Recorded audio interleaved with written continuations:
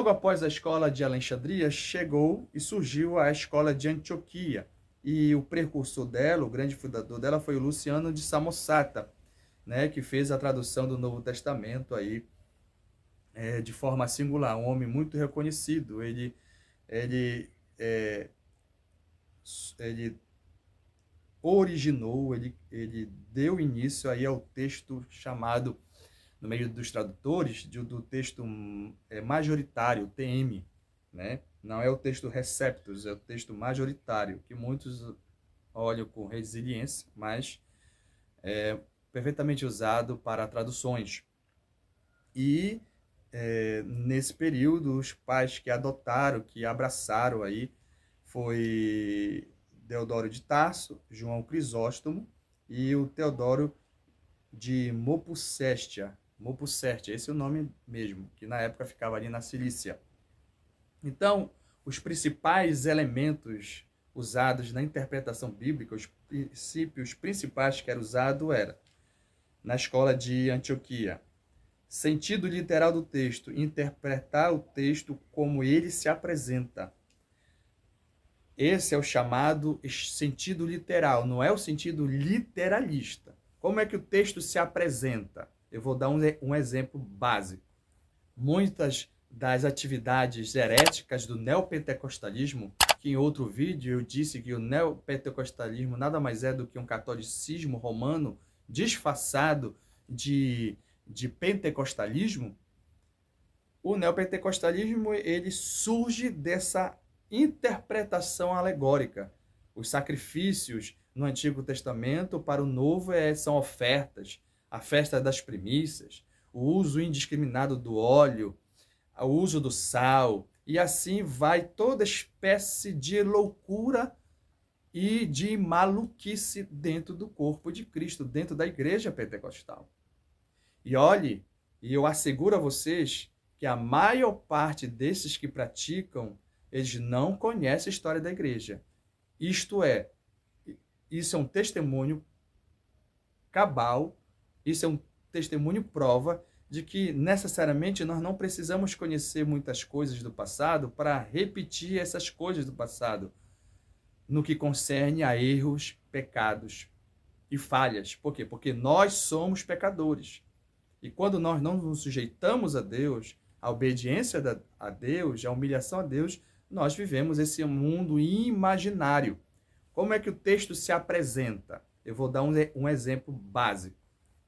João 3:15. E estando o povo em expectação e pensando todos de João em seus corações, se porventura seria o Cristo, respondeu João a todos, dizendo: Eu, na verdade, batizo-vos com água, mas eis que vem aquele que é mais poderoso do que eu, do qual não sou digno de desatar a correia das sandálias. Esse vos batizará com o Espírito Santo e com fogo. Ele tem a pá na sua mão e limpará a sua eira, e ajuntará o trigo no celeiro, mas queimará a palha com fogo que nunca se apaga. Observe que no texto, João disse e Lucas registrou que o batismo com o Espírito Santo e com fogo esse fogo não é o falar em línguas.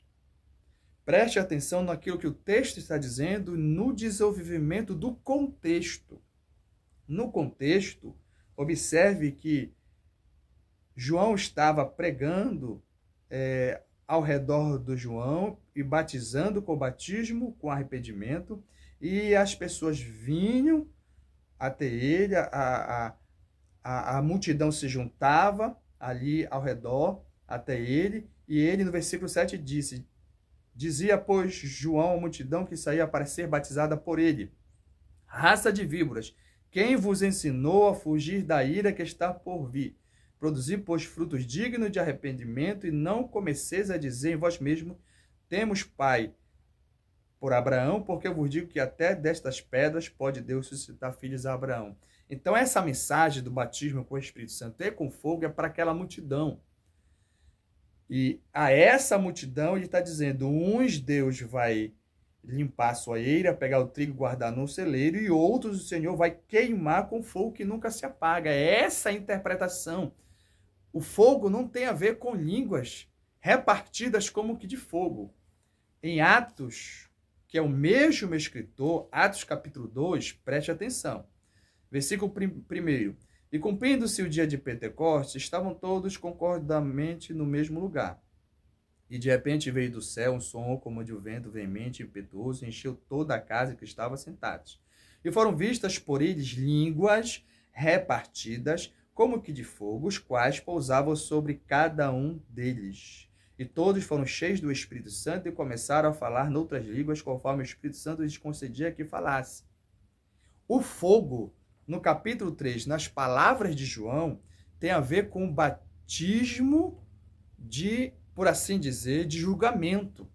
Aqui, fogo é usado por Lucas, no registro de Lucas, para enfatizar que essas línguas não foram aprendidas numa escola, né? Aprendendo o vocábulo, o alfabeto, a gramática daquelas línguas. Não. Essas línguas foram aprendidas instantaneamente, ali dadas por Deus. O fogo é um dos símbolos do Espírito Santo e marcam a origem da divindade do Senhor Deus e a sua ação em purificar aquele ao qual ele salva ou purificar o seu povo. Então, o fogo não é, em Atos 2, ao mesmo significado em Lucas capítulo 3, apesar de ser o mesmo escritor. O fogo pode ser usado para julgamento e condenação, mas também como um artifício para falar sobre Deus, uma manifestação divina, como as línguas. Então, nós temos que aceitar aquilo que o texto está dizendo e não colocar no texto a nossa interpretação. Principalmente, falando do movimento pentecostal, principalmente colocar a sua experiência dentro do texto. Ou seja, essa é a interpretação da escola de Antioquia, interpretação literal, aceitando a simbologia, aceitando o uso simbólico dos termos, aceitando a aplicação das palavras no texto e no contexto. Ok? Segundo, princípio de interpretação da escola de Antioquia. Desenvolvimento do conceito de teoria. Sabe-se do que e de quem se fala. Ou seja, Lucas aqui está falando de João e o propósito de que João estava falando, tanto quanto o registro em Atos, o fato que estava se desenvolvendo, quem estava desenvolvendo e o propósito pelo qual estava se desenvolvendo. Terceiro princípio, buscavam entender a intenção do autor. Os profetas tinham entendimento do que ou de quem anunciavam.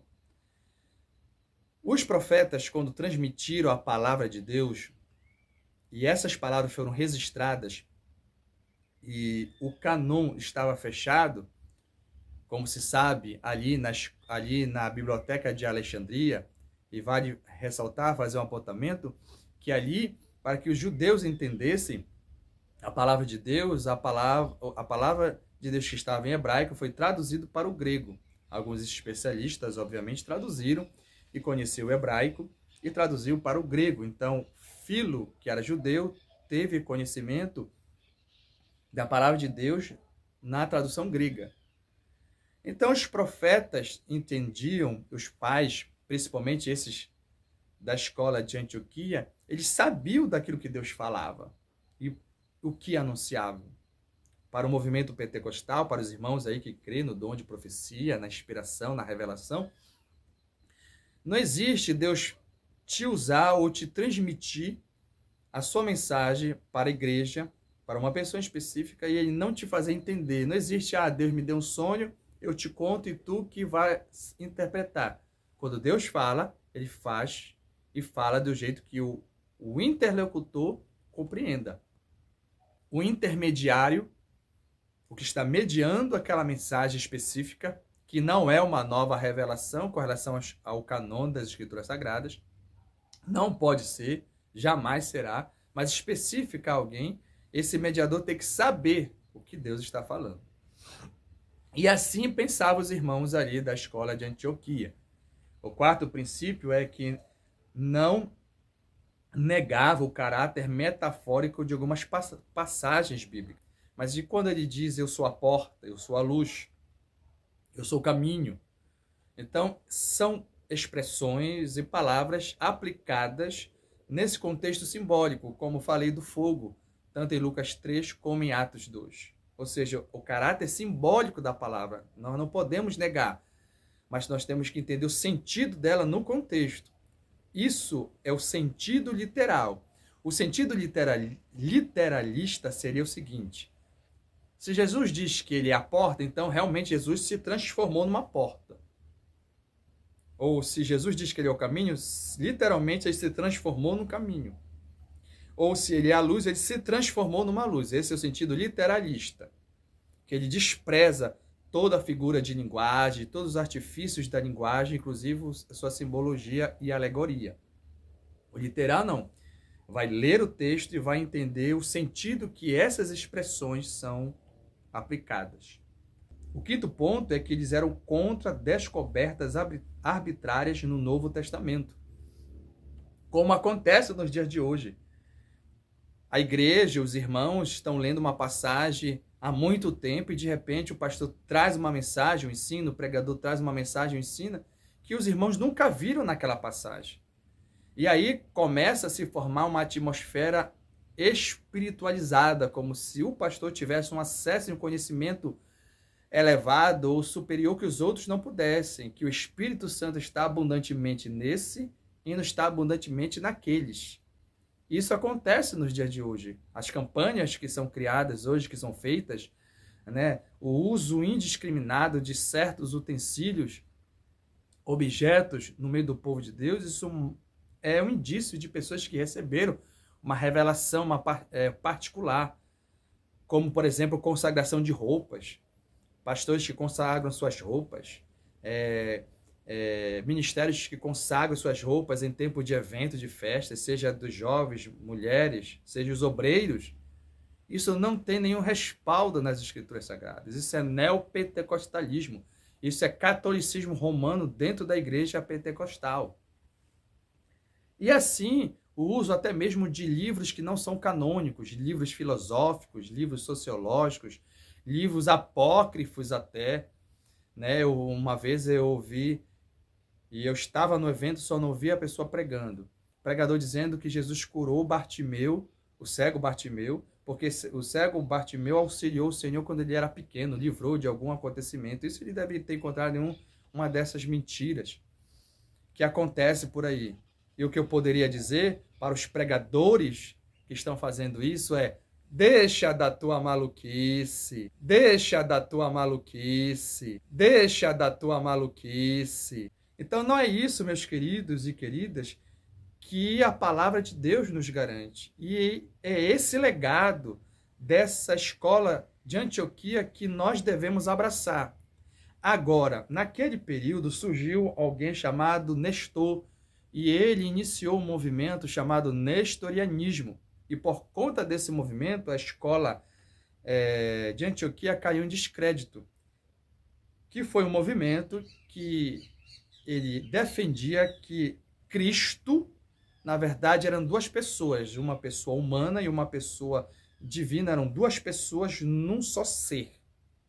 Então isso foi combatido e, obviamente, foi repudiado. Então, todos os que vieram depois rejeitaram a escola de Antioquia por causa do fracasso de Nestor e abraçaram a escola de Alexandria e o método alegórico. Esse método alegórico entrou de forma avassaladora dentro da igreja, dando força à Igreja Católica Romana a toda essa mentira e bagunça e práticas que eles fazem. Existem passagens fáceis de se entender, como em Lucas capítulo 1, Marcos capítulo 6 e João capítulo 2, que falam da virgindade de Maria e do nascimento dos seus filhos. Se você quer entender esse culto idólatra a Maria, se você quiser encontrar o ponto falho e que desmorona toda essa mariologia, é justamente a defesa da eterna virgindade de Maria. Quando você observa Lucas primeiro, lá está escrito que José não conheceu Maria até que. Esse até que fala de um prazo, fala de um limite. Marcos 6 fala que Jesus teve outros irmãos por intermédio de José e Maria. E João 2 deixa claro para aqueles ainda que insistem, que querem dizer que esses irmãos eram, na verdade, discípulos. João 2 deixa claro que havia a mãe, os irmãos e os discípulos de Jesus. Então, a palavra de Deus destrói toda essa mentirada, mas eles continuam sustentando e o povo continua seguindo. Isso me faz lembrar de que, na verdade, cada povo tem o líder que merece. Adiante. Então, o método de interpretação da escola de Antioquia foi ressuscitado depois de séculos pelos líderes da pré-reforma, da reforma e da pós-reforma, chamado de método gramatical histórico de interpretação. Isto é, o que esse método vai nos ensinar? Que você tem que pegar o livro que você está lendo, a passagem, o capítulo, e você tem que saber para quem foi escrito, o tempo que foi escrito, quem escreveu, o propósito que foi escrito, a cultura usada. Você tem que vasculhar tudo isso para conseguir compreender e capturar a mensagem central, para você não incorrer em heresias e erros, como eu citei aqui acerca do batismo com o Espírito Santo e com fogo, que o movimento pentecostal tradicional, encabeçado pela Assembleia de Deus e a Igreja, a Congregação Cristã, ainda defende que esse fogo é o fogo de línguas, como em Atos 2. E isso não tem nada a ver uma coisa com a outra. E por fim, para encerrar esse vídeo, ao falar da reforma e do mês da reforma protestante, né, em memória a esse grande evento que se comemora no dia 31 de outubro, está próximo, a reforma foi um movimento de retorno à verdadeira doutrina, de mudança da liturgia, da mudança da interpretação das Escrituras, e a Bíblia ganha um novo patamar e um novo enfoque. Por que novo patamar? Por que novo enfoque? Porque a Igreja Católica, com o método alegórico de interpretação, com o tempo, começou a deixar de lado a crença de que a Bíblia é a autoridade máxima. Então, para eles, a palavra de Deus, a interpretação dos líderes e as tradições, seja oriundas do meio do povo ou não, todas essas têm a mesma autoridade. Por isso que no Círio de Nazaré, em Belém do Pará, uma das festas religiosas reconhecidas mundialmente até como uma das maiores, é baseado no encontro de uma imagem num rio e depois o reaparecimento dela em outro lugar. Ou seja, esse costume, esse fato que aconteceu com pessoas simples, humildes, ignorantes acerca do conhecimento, o catolicismo romano abraçou como se fosse uma verdade, colocou em pé de igualdade das escrituras e começou a ver e buscar pontos que fossem favoráveis a essa crença. O que é errado, o que é uma heresia grotesca, isso é uma blasfêmia. Isso é uma blasfêmia.